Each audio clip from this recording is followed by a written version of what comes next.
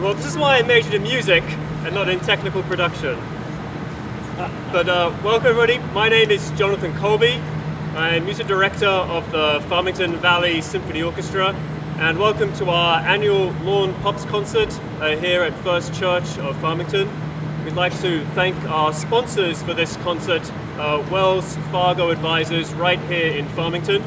Without their support and the other businesses listed in our program book, we could not present the many programs we do here both in Farmington and in the Farmington area. Today we have a wonderful program in store for you, a selection from the great duo Rodgers and Hammerstein, and also featuring for the first time a jazz combo comprised of FESO musicians. But I invite you, if you are willing and able, to rise in body or spirit as we play the Star Spangled Banner. Thank you.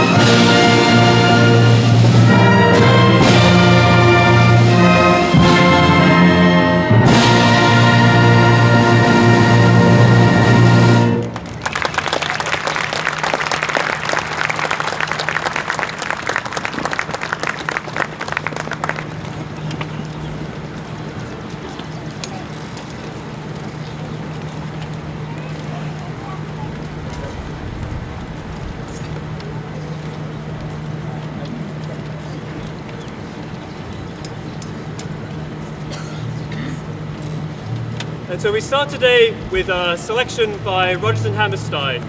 Now, both of these individuals had a career until they came together in the 1930s. Richard Rodgers' long-term musical partner had been Lorenzo Hart, and so if you know musicals like Pal Joey or Babes in Arms, those were some of their smash hits. And then Hammerstein, Oscar Hammerstein, he had written librettos with composers like Jerome Kern. So both of them came from these sort of juggernaut American musical powerhouses. And during the 1930s, the two of them were brought together and they wrote their first smash hit, which of course was Oklahoma. The first one, though, we're playing tonight is Carousel. Now this is 1945, and like many Rodgers and Hammerstein's musicals, they took their inspiration from a book called Lillian. It was a French story, and they bought the rights and they adapted it. In this original setting, it took place in Budapest, and they moved the setting to the coastal town up in Maine. And it's the love story between Julie Jordan and Billy Bigelow. Billy Bigelow being the carousel barker. Now, if you're not familiar with what a barker is, basically he was the operator of the carousel. And so in the scoring, the orchestrators try to capture that sound of that hurdy-gurdy, that organ of the carousel organ.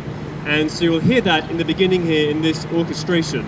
So today we start off with the Carousel Waltz from the 1945 musical Carousel by Rodgers and Hammerstein.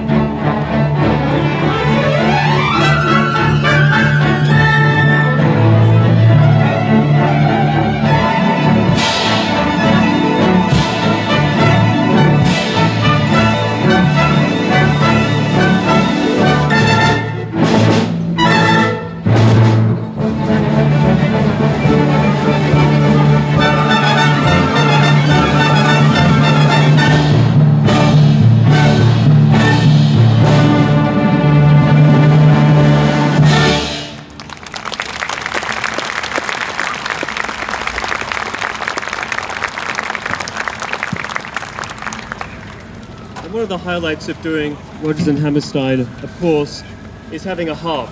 And this was a hallmark. This was a hallmark of all onate shows.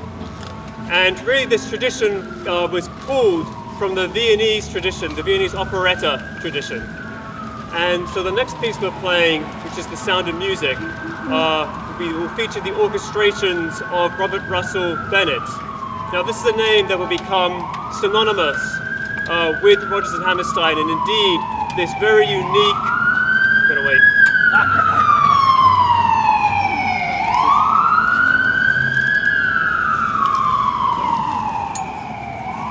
This very unique and very lush American musical theatre sound, which every single modern piece of American theatre really traces its roots back to Robert Russell Bennett. He wrote the book on orchestration. And now when we say the word orchestration, we don't really mean the orchestra. We mean how he takes the different timbres of the orchestral instruments and blends them together taking different colors, different sounds, different tones, creating a style that complements what is going on dramatically on stage. And so Robert Russell Bennett, beginning in the 1920s, began working with Jerome Kern. Have we heard of Jerome Kern, hopefully? Showboat, Just My Bill. He began working with Jerome Kern, and the two of them together sort of began to craft this sound of what a unique American sound. And then this is really brought to the forefront when Rodgers and Hammerstein come together and they partner with Robert Russell Bennett. And suddenly you have sort of this triumvirate, this power trio now, which is unstoppable. You have a great librettist and lyricist in Hammerstein. You have in Hammerstein you have a great composer in Richard Rodgers, and you have a great orchestrator in Robert Russell Bennett.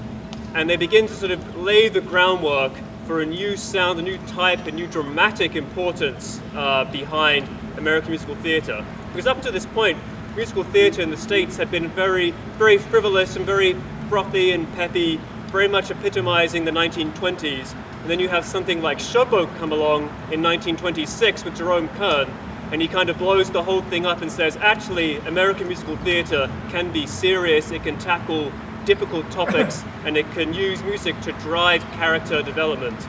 And so without Jerome Kern, you would never have had Rodgers and Hammerstein, because Jerome Kern, with Hammerstein and with Bennett, establish the seed that will grow into this magical American musical theatre sound. Now, The Sound of Music comes much later in 1959, and by this point, Rodgers and Hammerstein are at the height of their careers, and so is Robert Russell Bennett. And continuing this theme of pulling from human drama, R&H use dramatic works, true stories, memoirs, to inspire them for their works.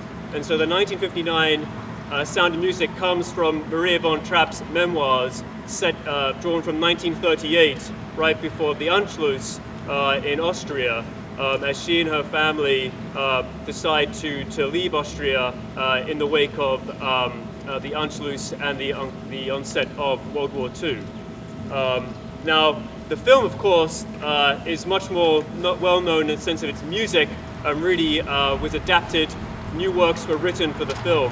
What we're playing for you today is a symphonic suite arranged from the stage production.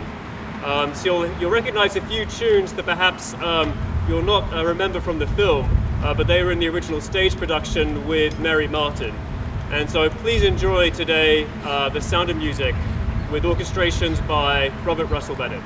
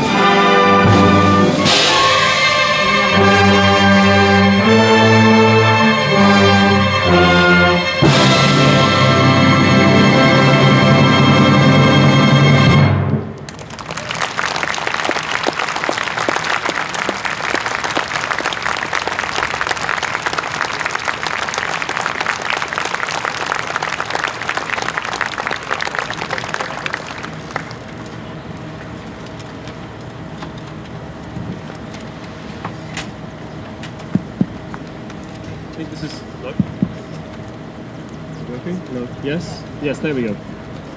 We have a special treat for you this evening. We're going to transition to our jazz combo here, and this has been spearheaded by one of our members, Bob Abram.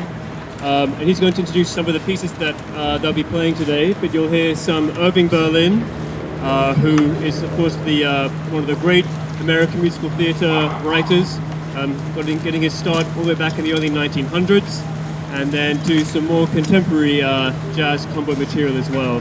So please enjoy while we make this slight transition here.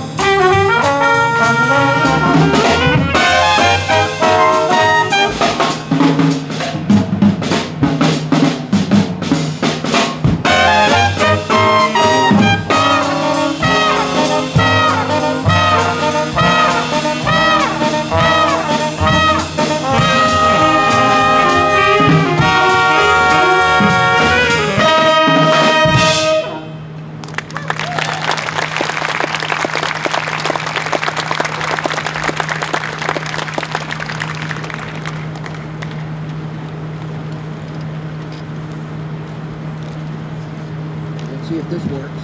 Yes, no, no.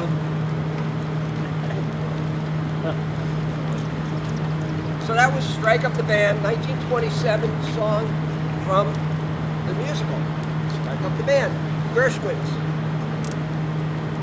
Next we're going to move forward a couple of decades, and next piece will be Satin Doll by Duke Ellington and Billy Strayhorn. And in 1953, there's lyrics by Johnny Mercer. This became a standard jazz hit. It's been performed by a very wide range of performers, ranging from Ella Fitzgerald to 101 Straights. After that, we're going to move to Glenn Miller, and we'll play Moonlight Serenade. It's 1939, American swing ballad, which became just an immediate hit. Glenn Miller's recording is actually in the Grammy Hall of Fame. So enjoy.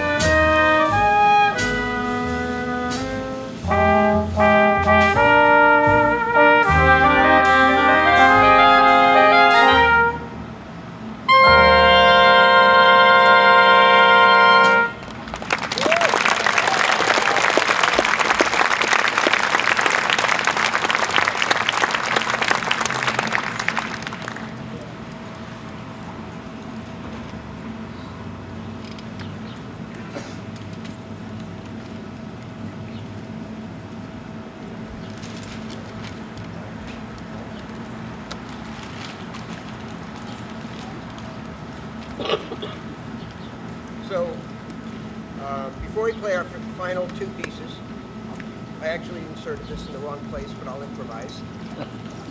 I want to introduce the players of the combo. I'm Bob Abraham. On alto sax and clarinet, Gwen Winkle.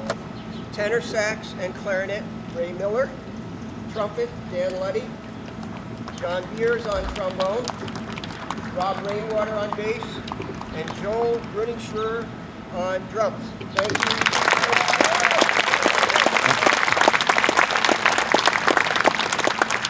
And while I have the virtual microphone, I want to recognize that this is the 10th anniversary of Jonathan joining us in the FESO. We recognized this with the orchestra about 3 or 4 weeks ago, but we wanted to share with you. Our 2013-14 season was a year of finding a successor to John Eales. And each of our finalists was asked to conduct one concert of that season. Jonathan led us at our May 2014 concert in a performance of Verdi, Mozart, and Dvorak. It was at our June concert, this concert of that season, 10 years ago, that we announced Jonathan as our new music director. Please join me in recognizing Jonathan. And if Jonathan, where are you? If you would please come up. Where are you?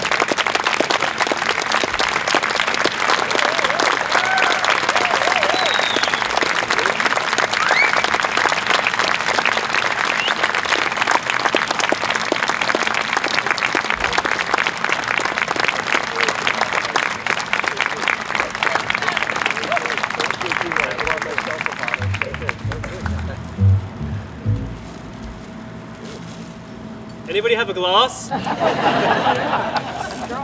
And a big thank you to Bob and Gwen, Ray, Dan, John, Rob, and Joel on the jazz combo.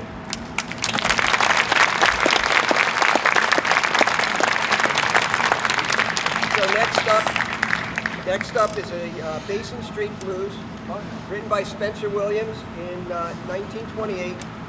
This was originally recorded by Louis Armstrong, and many times since he recorded it, including on the Ed Sullivan Show in 1956. I actually found a reference that Carol Burnett performed this on her TV show with Dinah Shore. And subsequently, we'll finish with Alexander's Ragtime Band by Irving Berlin. And this was written in 1911 in the Tin Pan Alley style.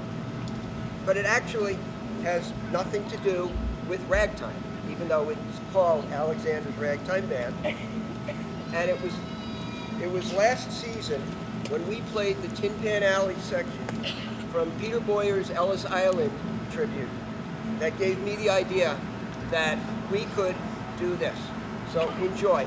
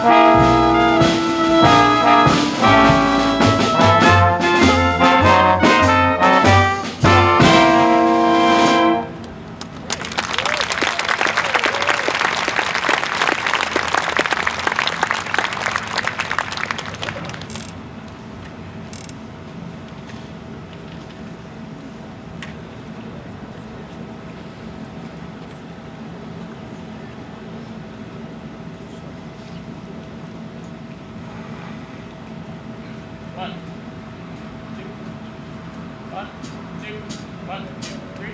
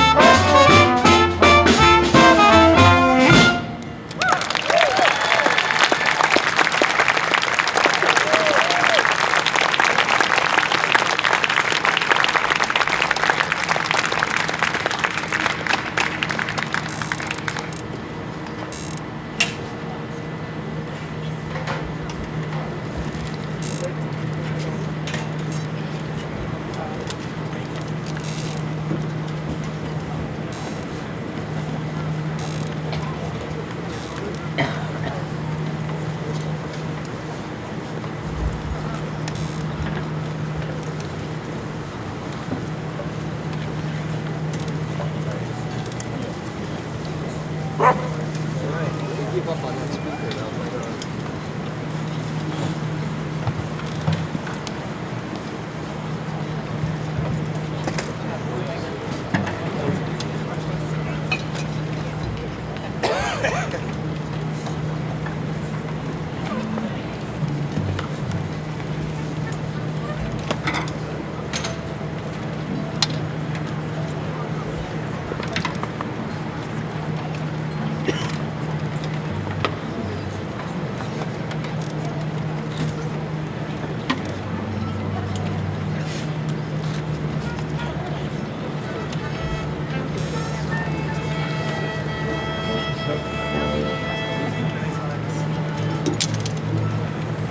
Can you hear it now? Is that better?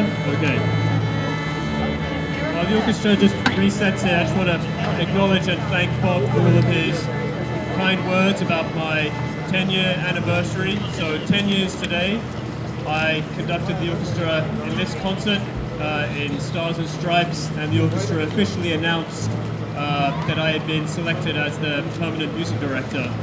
And it's been 10 wonderful years of my life, and I have absolutely nothing but wonderful memories both of the past 10 years and hopes and dreams for the next 10 years and hopefully more with this orchestra. So thank you to the search committee and to the members of the orchestra.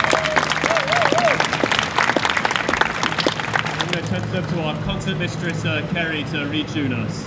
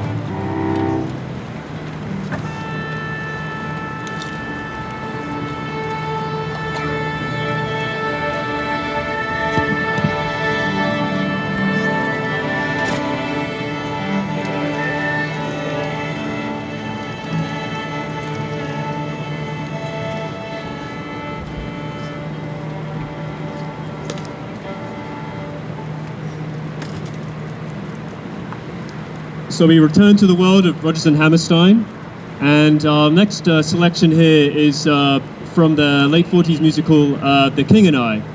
Now once again, R&H go to a real story about real people, and they drew this from the memoirs of Anna Leon Owens, and she was the governess in the 1860s to the King of Siam. Now, Siam is the ancient Sanskrit word for what is now modern-day Thailand, and the word Siam goes back to the 13th century BC for that ancient word describing that area between India and China. Today, in 1938, it became Thailand, changed its name. But this memoir that was published, Rodgers Hammerstein drew the themes from that and based it on that story, on these memoirs from that time period. And of course, it went on to be the fourth longest running Broadway show when it premiered. It was a star vehicle for Gertrude Lawrence. She unfortunately became sick and had to leave the initial production, but it went on to a very successful West End production in the UK after its premiere on Broadway. So please enjoy The King and I.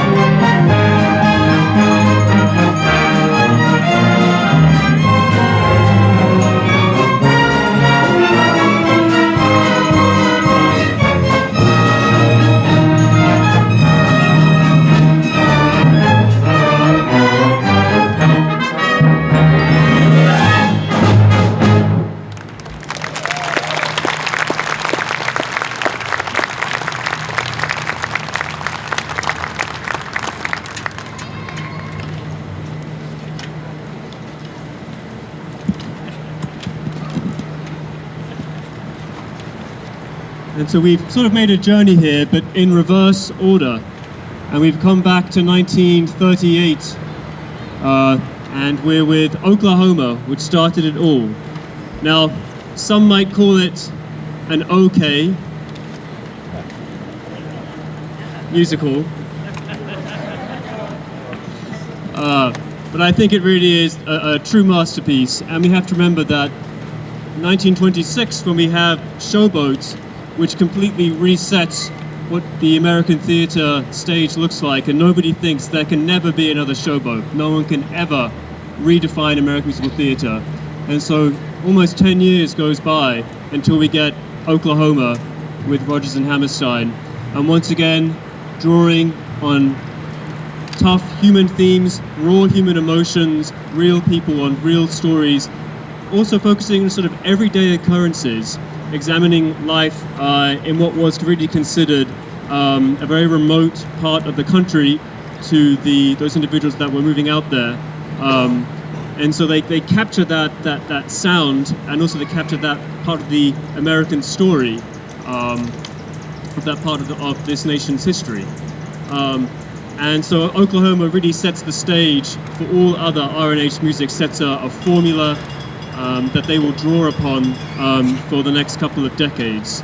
And so this symphonic suite captures all those wonderful themes and major songs from that musical. And this is another Robert Russell Bennett orchestration, so we get that really lush sound where orchestral colors are used to really draw out characters, themes, and to really capture the mood and the tone that Rodgers and Hammerstein were going for when they wrote this. So please enjoy Oklahoma.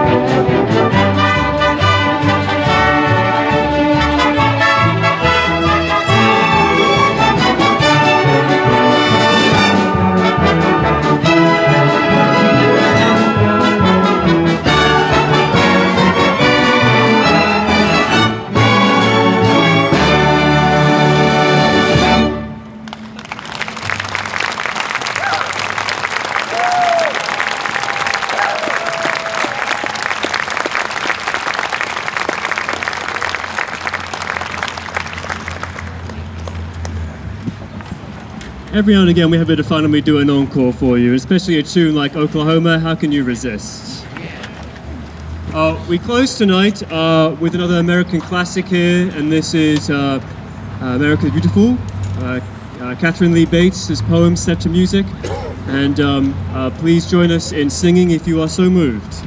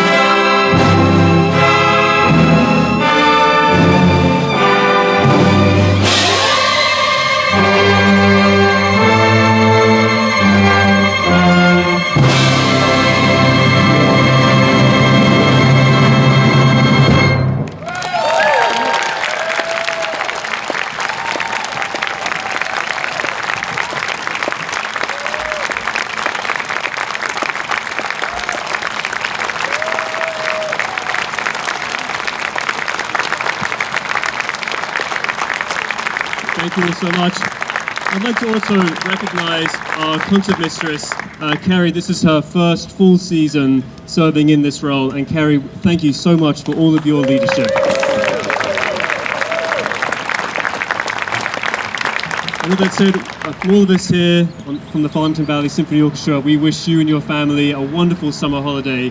We look forward to seeing you back in September when we resume, and hopefully one of our concerts next season. Thank you all so much for coming, and thank you to Dave Williams for manning our box office today. We are so grateful to have Dave and all of our volunteers here to make the FSO possible. Thank you very much.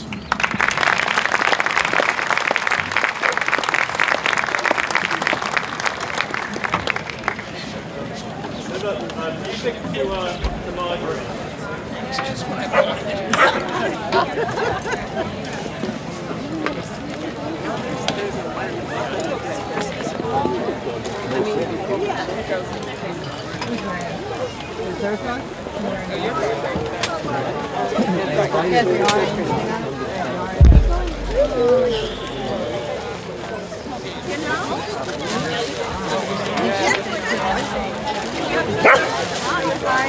What have I done?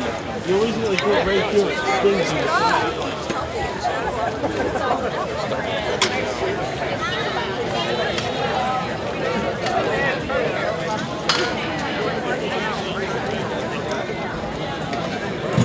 Enjoyed the show today?